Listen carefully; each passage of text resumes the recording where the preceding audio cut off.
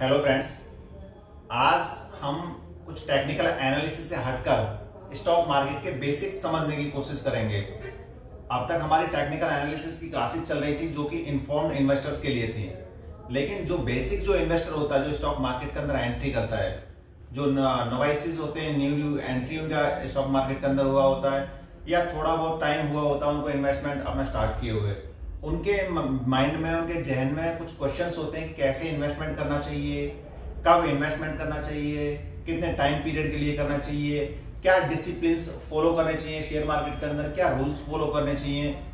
तो ये सारे क्वेश्चंस के आंसर्स लेके आज हम आपके बीच में रहेंगे। जो आमतौर पर जो इन्वेस्टर होता है, जो इन्वेस्टमेंट करता है, इन्वेस्टमेंट करते टाइम जो नया एक इन्वेस्टर आया मार्केट में, उसने इन्वेस्टमेंट किया, तो मैं उनको रिकमेंड करता हूं कि जो इंट्राडे ट्रेडिंग के लिए जो नए नए इन्वेस्टर्स आते हैं और मार्केट में अकाउंट खोला और उन्होंने इंट्राडे ट्रेडिंग स्टार्ट कर ली, तो इंट्राडे ट्रेडिंग से बचें, शॉर्ट टर्म ट्रेडिंग से भी बचें, बल्कि मीडियम टर्म और लॉन्ग टर्म में ही इन्वेस्टमेंट को वो अपना प्रेफरेंस दें। अगर वो मीडियम टर्म के लिए इन्वेस्टमेंट करते हैं, लॉन्ग टर्म के लिए इन्वेस्टमेंट करते हैं, तो जो मार्केट का जो मूव होता है ऊपर का नीचे का, जो वॉलिटिलिटी होती है, उससे कम से कम वो सेफ रहते हैं। और लॉन्ग टर्म इन्वेस्टमेंट पर शेयर मार्केट में कभी भी आपने देखे होंगे कोई भी इन्वेस्टर्स आपको लॉसेज में नहीं मिलेंगे।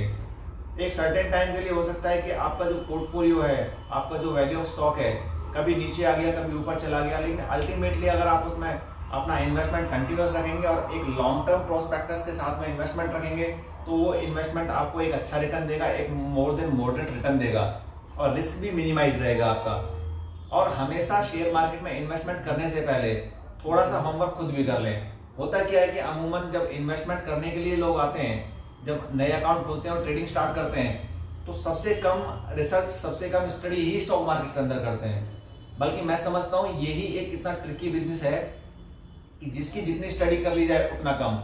तो कम से कम जो बहुत ज्यादा इन डेप्थ नॉलेज भी नहीं ले सकता, इन डेप्थ स्टडी या एनालिसिस या रिसर्च भी नहीं कर सकता कोई इन्वेस्टर, तो कम से कम बेसिक रिसर्च, बेसिक उसका स्टडी जरूर उसको कर लेना चाहिए। मार्केट में किसी भी कंपनी में कोई पैसा इन्वेस्टमेंट कर रहा है तो उसका बिजनेस मॉडल समझिए, कंपनी का क्या बिजनेस मॉडल है, किस सेक्टर से कंपनी बिलोंग कर रही है, आगे का प्रोस्पेक्टस कैसा है, और करंट में मार्केट का इन्फ्लेशन क्या चल रहा है, इकोनॉमिक जो चल रहा है मार्केट का वो किस तरीके का एक सिनेरियो चल रहा है, या फिर उसके नंबर्स देखें, पर्टिकुलर कंपनी के नंबर्स देख लें। बहुत सारे फाइनेंशियल नंबर्स होते हैं जो कि आपको नंबर्स आपको बता देते हैं कि कंपनी का स्ट्रेंथ क्या है। थोड़ा सा मैनेजमेंट को स्टडी करें, थोड़े से उसके ऑर्डर्स को, थोड़ी सी उसकी बैलेंस शीट, वर्क ऑर्डर, ये सारी चीजें जो बेसिक चीजें होती हैं जो कि आप किसी भी कंपनी में उसकी वेबसाइट के ऊपर जाकर, क्योंकि ये सारी इंफॉर्मेशन उन्हें देनी होती है अपनी, तो किसी भी कंपनी के बारे में जब आप उसकी इंफॉर्मेशन आप फाइंड करना स्टार्ट करोगे उसकी वेबसाइट्स पर, तो ये सारे नंबर्स आपको मिल जाते हैं। वहां पर उसके रेशोज मिल जाएंगे फाइनेंशियल नंबर्स के,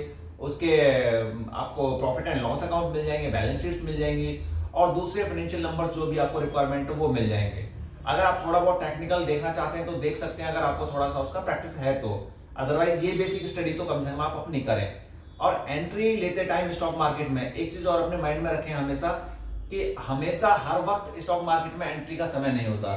कभी कभी इन्वेस्टमेंट करने से अच्छा है कि इन्वेस्टमेंट ना करें, अपने कैश को लिक्विड रखें उस टाइम पर।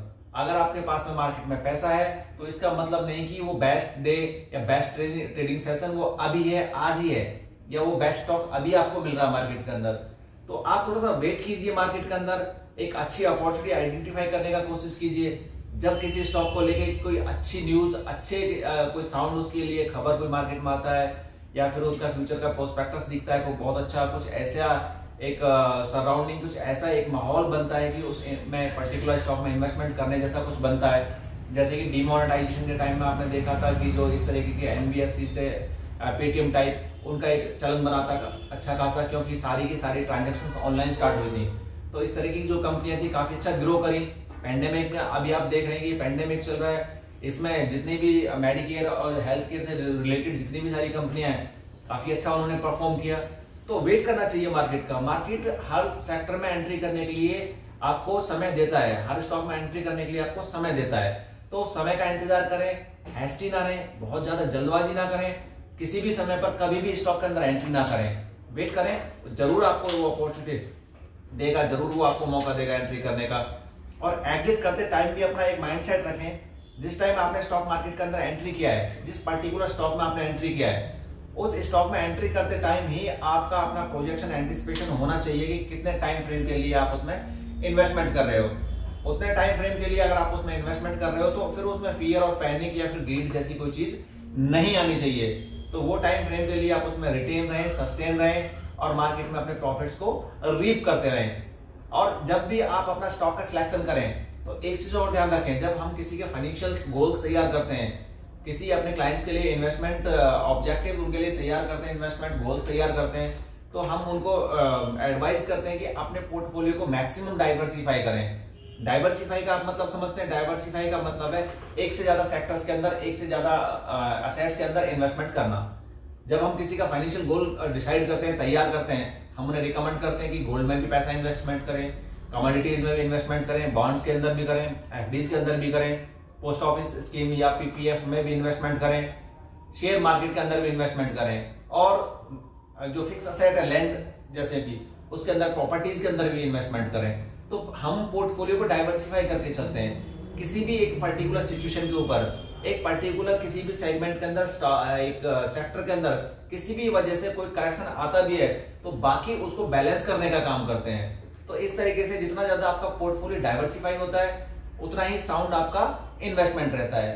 पर्टिकुलर अगर स्टॉक्स की मैं बात करूं तो स्टॉक्स में जब आप इन्वेस्टमेंट करते हैं तो स्टॉक में इन्वेस्टमेंट करने से पहले आपको क्या देखना होता है? सबसे पहले उस कंपनी का साउंडनेस देखें कि कंपनी कितना रोबस्ट है जिसमें आप इन्वेस्टमेंट कर रहे हैं।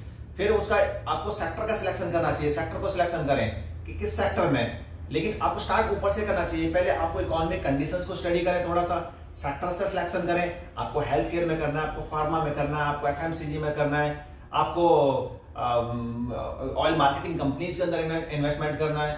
तो आप अपना सेक्टर डिसाइड करें। पहले तो सेक्टर डिसाइड करने के बाद में हर सेक्टर के अंदर बहुत सारी कंपनियां परफॉर्म कर रही हैं, स्टॉक मार्केट के ऊपर लिस्टेड हैं, उनमें आइडेंटिफाई करें कि किस कंपनी के अंदर आपको इन्वेस्टमेंट करना चाहिए।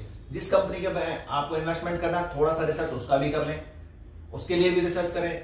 फिर सेगमेंट भी आप चूज करके रखें, उसको इस सेगमेंट वाइज भी आपका पोर्टफोलियो डाइवर्सिफाइड होना चाहिए।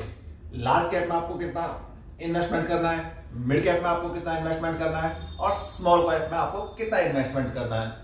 क्योंकि कई बार क्या होता है कि एक पर्टिकुलर टाइम पे कुछ सेक्टर्स मूव कर रहे होते हैं, कुछ सेक्टर्स रुके हुए होते हैं, कुछ सेक्टर्स करेक्ट कर रहे होते हैं, तो बैलेंस हो गया आपका पोर्टफोलियो।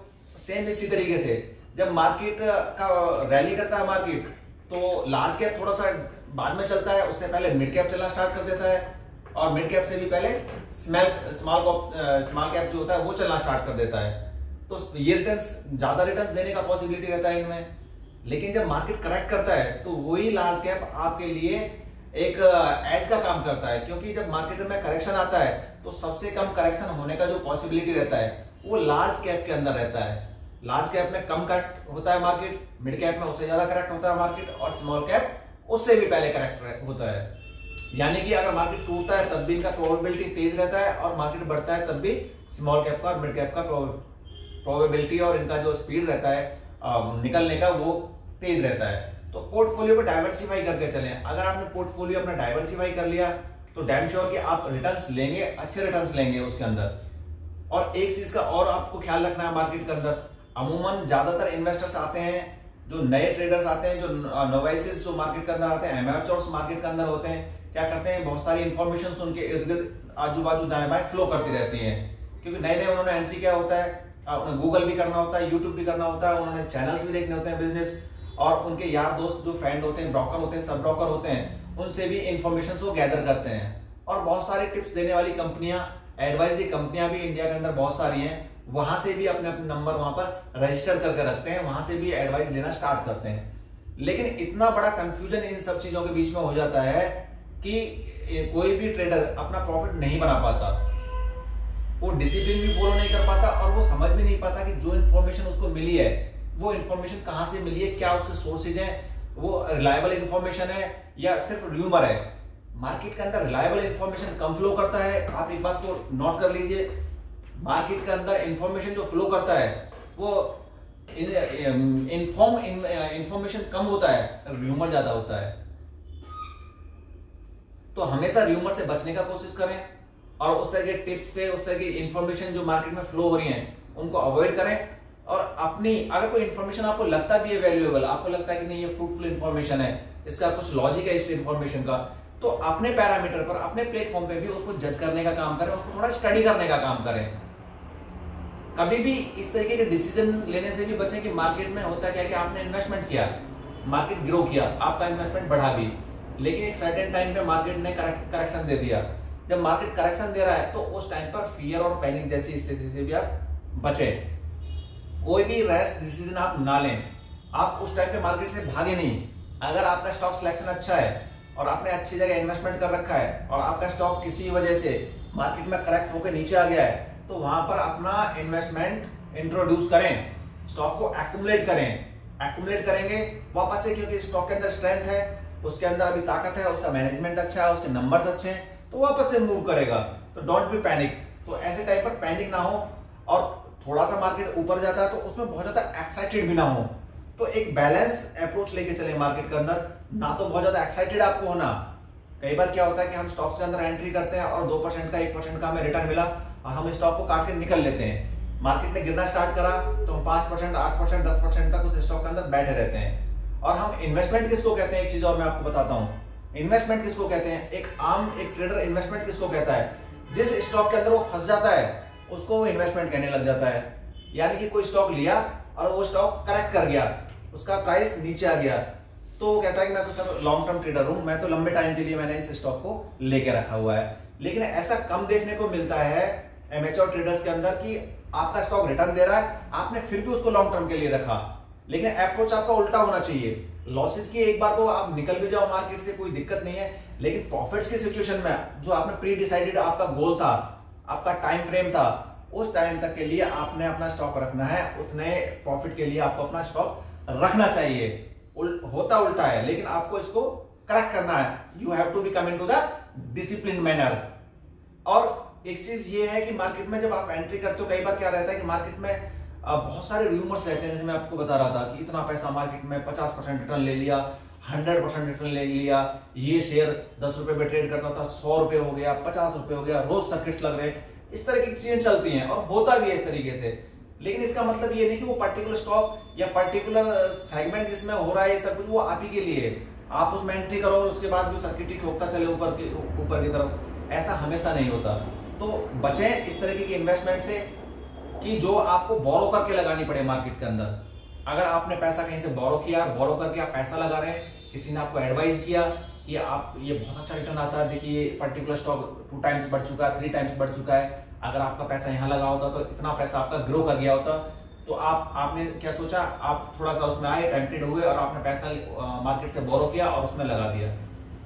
स्टॉक मार्केट के अंदर रिटर्न है, लेकिन किसके लिए, वो पेशेंट लोगों के लिए है। इम्पेशेंट लोगों के लिए कोई रिटर्न नहीं है स्टॉक मार्केट के अंदर। स्टॉक मार्केट सबसे अच्छा रिटर्न देता है, लेकिन सिर्फ पेशेंट लोगों के लिए, जो कि अपना अप्रोच डिसिप्लिन अप्रोच रखते हैं और जो सोचते हैं कि अनरियलिस्टिक जो अप्रोच लेकर आते हैं कि मल्टीपल रिटर्न और ये वो जो सपने लेकर आते हैं, उनको मार्केट खत्म करता है। तो मैं तो इवन आपको ये बोलूंगा कि ना सिर्फ आपको लॉन का अमाउंट, बल्कि आपको सरप्लस अमाउंट अगर आपके पास नहीं है तब भी मार्केट में आपको इन्वेस्टमेंट नहीं करना चाहिए। वो भी आपको चेक कर लेना चाहिए कि सरप्लस अमाउंट है तभी आप मार्केट में इन्वेस्टमेंट करें। अगर आपका सरप्लस अमाउंट नहीं है तो आप मार्केट में इन्वेस्टमेंट करने से बचें हमेशा। आपको लगता है कि आपको 2 साल के लिए, 3 साल के लिए, 5 साल के लिए इस इन्वेस्टमेंट का कोई रिक्वायरमेंट नहीं है जो आपने पैसा लगाया, तो ऐसा सरप्लस अमाउंट उसमें इन्वेस्टमेंट करें। अपना जरूरत का पैसा उसमें ना इंट्रोड्यूस करें जिसका आपको बिल्कुल इमीडिएटली कुछ टाइम बाद आपको रिक्वायरमेंट है। इन्वेस्टमेंट को रेगुलर रखें। आप अपने इन्वेस्टमेंट को, आप सारी इन्वेस्टमेंट एक साथ करने की बजाय उस इन्वेस्टमेंट को रेगुलर इन्वेस्टमेंट अपने रखें। उसके अंदर छोटे छोटे सिप बनाकर, जैसे आप देखते हैं ना म्यूचुअल फंड्स के अंदर, म्यूचुअल फंड्स में क्या करते हैं, सिप बना के इन्वेस्टमेंट करते हैं। और आपने कभी किसी म्यूचुअल फंड होल्डर को नहीं देखा होगा कि उसने ये बोला हो कि उसका कैपिटल खराब हो गया, उसका कैपिटल खत्म हो गया है, उसके कैपिटल पर लॉस हो गया। तो हमेशा म्यूचुअल फंड्स के अंदर इन्वेस्टमेंट ग्रो करती है, चाहे स्लो ग्रो करती है, लेकिन वो ग्रो करती है इन्वेस्टमेंट म्यूचुअल फंड के अंदर। तो हमेशा उसी हिसाब से सिप इन्वेस्टमेंट करें, छोटी छोटी इन्वेस्टमेंट करें और इन्वेस्टमेंट रेगुलर करें। रेगुलर इन्वेस्टमेंट अगर आप करेंगे तो डेफिनेटली आपको रिटर्न्स आएंगे। आप मंथली इन्वेस्टमेंट करते हैं या क्वार्टरली इन्वेस्टमेंट करते हैं या हाफ ईयरली इन्वेस्टमेंट करते हैं, लेकिन इन्वेस्टमेंट रेगुलर होना चाहिए। आपका रेगुलर इन्वेस्टमेंट है तो आपका रिटर्न ठीक है। आपको सारे के सारे मार्केट के फेसेस में आपका इन्वेस्टमेंट चला जाता है। मार्केट करेक्ट कर रहा होता है तब भी आपका इन्वेस्टमेंट चला गया होता है, मार्केट बाउंस कर रहा होता है तब भी आपका इन्वेस्टमेंट चला गया होता है, मार्केट स्टैग्नेंट है, साइडवेज मूव के अंदर है, तब भी आपका इन्वेस्टमेंट चला गया होता है। तो लॉन्ग रन में क्या होता है, लॉन्ग रन में वो आपको एज ए एक्यूमुलेशन करके आपको रिटर्न दे रहा होता है। और अपनी इन्वेस्टमेंट को रेगुलर बेसिस पे मॉनिटर भी करते रहना चाहिए। ऐसा नहीं कि आपने ये फिक्स डिपॉजिट नहीं है कि आपने एफडी में पैसा लगाया और 5 साल के लिए आप भूल गए और आपको 7% का 6% का जो रिटर्न उन्होंने कमिट कर रखा था बैंक ने, वो रिटर्न आपको मिल जाएगा। आपने बॉन्ड में पैसा लगाया, आप भूल गए, इसमें भूलना कुछ नहीं होता है। इसको रेगुलर मॉनिटर करना होता है। मार्केट क्या चल रहा है, मार्केट का सिचुएशन क्या चल रहा है, मार्केट का क्राइटेरिया क्या चल रहा है, स्टॉक का अगर कोई करेक्ट होकर आया अच्छा स्टॉक तो एक्यूमुलेशन का टाइम है, या फिर कोई बहुत ही ज्यादा उसके फाइनेंशियल्स खराब हो गए, या फिर कोई इंसॉल्वेंट जैसी कोई कंडीशन उस पर्टिकुलर स्टॉक के अंदर आ गई है, या कोई इन्फॉर्मेशन बहुत रॉन्ग इन्फॉर्मेशन उस स्टॉक को लेकर फ्लो कर रही है मार्केट के अंदर, तो आपको रेगुलर अपना इन्वेस्टमेंट को मॉनिटर भी करते रहना चाहिए। रेगुलर बेसिस पे उसको मॉनिटर करें, अप्रोच को रियलिस्टिक रखें। अनरियलिस्टिक अप्रोच के साथ अगर आप मार्केट में आए और आपने बड़े बड़े सपने देखने स्टार्ट करे तो मार्केट में आप फेल हो जाओगे।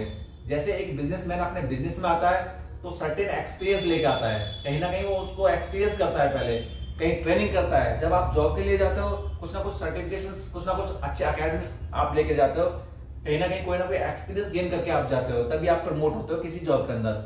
लेकिन स्टॉक मार्केट के अंदर आके आप सीधा सोचो कि आप इमेच्योर हो, आपको मार्केट के बारे में कुछ नहीं पता और आपने मार्केट में आए और मार्केट ने आपको धनाधन रिटर्न देना स्टार्ट कर दिया, ऐसा कभी नहीं होता। आपको बहुत ही डिसिप्लिन अप्रोच रखना पड़ेगा, आपको फियर से भी बचना पड़ेगा, आपको पैनिक से भी बचना पड़ेगा, टेम्पटेड भी नहीं होना, आपको ग्रीड से भी बचना है। और एक चीज का ध्यान रखें, जब मार्केट में बहुत ज्यादा ग्रीड हो तब आपको फियर आना चाहिए आपके अंदर, और जब मार्केट में बहुत ज्यादा फियर हो तब ग्रीड होना चाहिए आपको। जब मार्केट बहुत ज्यादा डरा हुआ हो तो आप मान लेना that is the time to investment of you. और जब मार्केट में बहुत ज्यादा ऐसा लग रहा हो, बहुत ज्यादा मार्केट एक्साइटेड हो, मार्केट लग रहा है कि पता नहीं मार्केट तो कहां पहुंचेगा, रॉक करके मारेगा market, that time you have to be keep away from the market and have to wait for the good situation. Wait करना चाहिए उस टाइम का। आपको ऐसे इरेशनल एंट्रीज नहीं लेनी चाहिए, इमोशंस को कंट्रोल करके रखना चाहिए। आपने ट्रेड लिया, इमोशंस कब आउट ऑफ कंट्रोल होते हैं कि लोग क्या करते हैं कि ओवरनाइट ट्रेड्स ले जाते हैं, इन्वेस्टमेंट उनका कम होता है लेकिन वो लीवरेज मार्केट से बहुत ज्यादा उठा लेते हैं। जब बहुत ज्यादा लीवरेज मार्केट से उठा लेते हैं तो उनका जो लॉस का जो रेशियो रहता है, 1 लाख का इन्वेस्टमेंट है, 5 लाख का अगर उन्होंने उठा लिया, उसमें से माल उठा लिया, स्टॉक उठा लिया, तो क्या हो गया कि ज्यादा हो गया, मल्टीपल हो गया, यानी कि लॉसेस भी जो चलेंगे 5 लाख पे चलेंगे।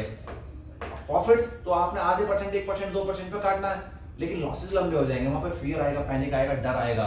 तो ओवरनाइट पोजीशन से बचें, बड़ी लीवरेजेस से बचें। जितना आपका कैपिटल है उतने कैपिटल में आप अपना इन्वेस्टमेंट करें, सरप्लस कैपिटल का इन्वेस्टमेंट करें। ये बहुत कुछ एक बेसिक रूल है। अगर आप इन बेसिक रूल को अपने लिए लेमन ट्रेडिंग लाइफ में अगर इंट्रोड्यूस करते हैं तो definitely I am damn sure कि आपका पोर्टफोलियो सेफ रहेगा, आपके रिटर्न्स ग्रेजुअली ग्रो करते रहेंगे, आपको कभी लॉस नहीं होगा और आप लंबे टाइम तक मार्केट में बने रहेंगे। और जब आप मार्केट में लंबे टाइम तक बने रहेंगे तभी आप लर्निंग कर पाएंगे, तभी आप अर्निंग कर पाएंगे, तभी आप इन्फॉर्म्ड एक इन्वेस्टर बन पाएंगे, तभी आप उससे एजुकेट कर पाएंगे। अदरवाइज क्या होता है कि मार्केट में जो इन्वेस्टर्स आते हैं और आके धूमधाम करके आते हैं और तुम तड़ाक करके मार्केट से बाहर हो जाते हैं, और वो इतना बाहर हो जाते हैं मार्केट से कि दोबारा मार्केट के बारे में कभी सोचते नहीं। उनसे दूसरा भी कोई पूछता है कि मार्केट कैसा है, मार्केट बहुत खराब, ये सट्टा है, ये गैम्बल है, ये जुआ है, जबकि ऐसा मार्केट में कुछ नहीं है। अगर आप ट्रेड अच्छे से करते हो, डिसिप्लिन अप्रोच रखते हो, तो इस मार्केट से बेहतर कुछ नहीं है। आज के इस बेसिक रूल्स में आज इतना ही। आगे फिर हम नया वीडियो लेके आएंगे आपके लिए स्टॉक मार्केट में बेसिक्स के लिए। तो आज के लिए इतना ही। आप सबने हमें सुना, देखा, और मैं समझता हूं कि आपने कुछ बेसिक्स जानकारियां जो आपको चाहिए थी वो आपको इस वीडियो से मिली होंगी। Thank you very much.